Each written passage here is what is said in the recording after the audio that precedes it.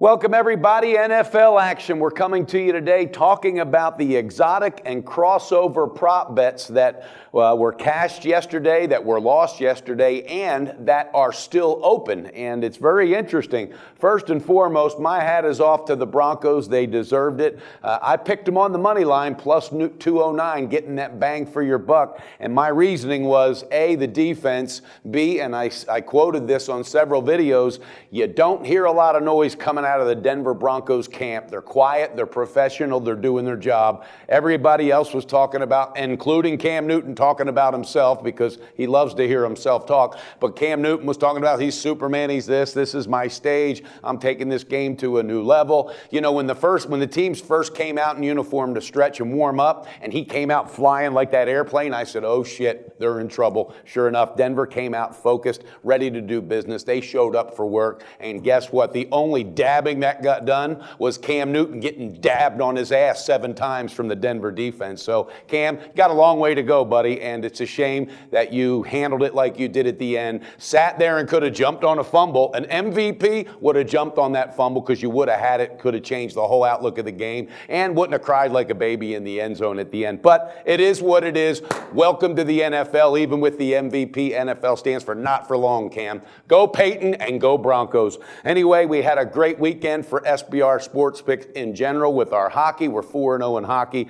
We hit some very big halftime first picks in basketball, both college and pro. Not looking in the rearview mirror, but looking forward. This is an exotic crossover prop bets, a video that is very interesting. And the reason being, one of the biggest bets that was bet on was if the Broncos win and will Manning retire, crossed over with if the San Antonio Spurs win, will Tim Duncan retire? And obviously that is now an open bet, and it's very, very interesting because the Spurs can bring it. They're capable, and we know that. I personally believe if the Spurs win, absolutely Duncan's going to walk away. I think he'll walk away either way. But that's an interesting bet because not a lot of people paid a lot of attention to it because most of the money was on Carolina. So that's one open bet that remains interesting. The other, okay, and this is interesting, if the Broncos win the Super Bowl and Donald Trump wins the election, okay, so obviously that is still open. And also there's a prop bet with Hillary Clinton winning the election and Bernie Sanders. So all three of those will still remain open and still holding value of minus 120, 130 in that area. So keep your eyes open on that. I had 2 picks out for the exotic crossover video that we did. First and foremost, the first one was the dab, and will Cam dab over 2 times? I said take the under. He won't have an opportunity to dab because that defense will be all over him. Sure enough, there was no dabbing done except for him getting sacked. The second one was, will Peyton Manning cry on national TV? And I have emphatically said no. It was minus 1,000. It was worth it. I said he's going to ride out of here in the sunset a champion. He's not going to cry. And sure enough, the crying was done the night before as he gave a personal speech to his team and thanking the team for letting him be a part of the journey. Apparently, there wasn't a dry eye in the locker room for what I heard. So that was already done, and sure enough, he went out a champ, smiling. Matter of fact, talking about how many Budweisers he was going to drink. Found out today that Budweiser had nothing to do with that, so that was a hell of a plug for Budweiser, and obviously Peyton Manning was going to enjoy his buds after the game. Will he retire? Yes, I think he will. There's no doubt. It's time to retire, go out on top. Now, there was another big scandal involved right now with one of the exotic props, national anthem, and they said it was clocked by Bovado at 2 minutes and 9 seconds, when in reality, that thing stretched as long as almost 2 minutes and 28 seconds, anywhere from 2:20 to 2:28. So Bovado's sticking with their time. Apparently, an update I heard was that they are now going to be responsible for the payouts for the over because they were planning on not paying that over. Very interesting when you have an exotic prop bet and Lady Gaga gets involved, and next thing you know, there's scandal. Anyway, at the end of the day, she did a great job. It did sound good. Earthquake prop? No, absolutely not. Anybody that took that, you had to hope for a yes, and it wasn't even close.